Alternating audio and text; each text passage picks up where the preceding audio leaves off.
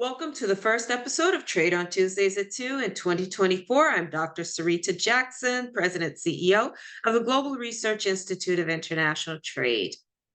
One of the questions that I often receive is, what am I seeing with regard to trends in international trade, and particularly with the movement of goods?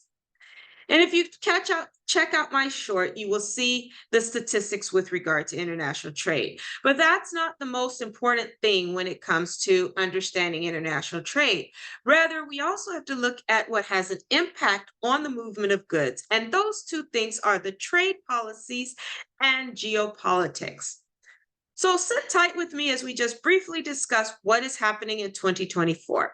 When it comes to trade policies, the African Growth and Opportunities Act, or AGOA, three countries are no longer beneficiaries of this program due to not aligning with the eligibility requirements as it pertains to human rights and democratic governments, according to official statements. And those countries are the Central African Republic, Gabon, and Uganda.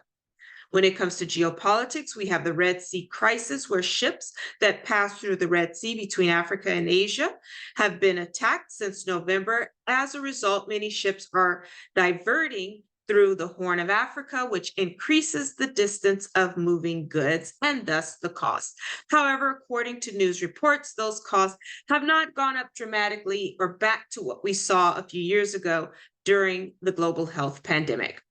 So those are two things to watch out, and the impact that it has on you in terms of importing and exporting is what impact it has in terms of your trade partners, where you can import duty free and quota free. And secondly, with geopolitics, the impact on the cost of international trade.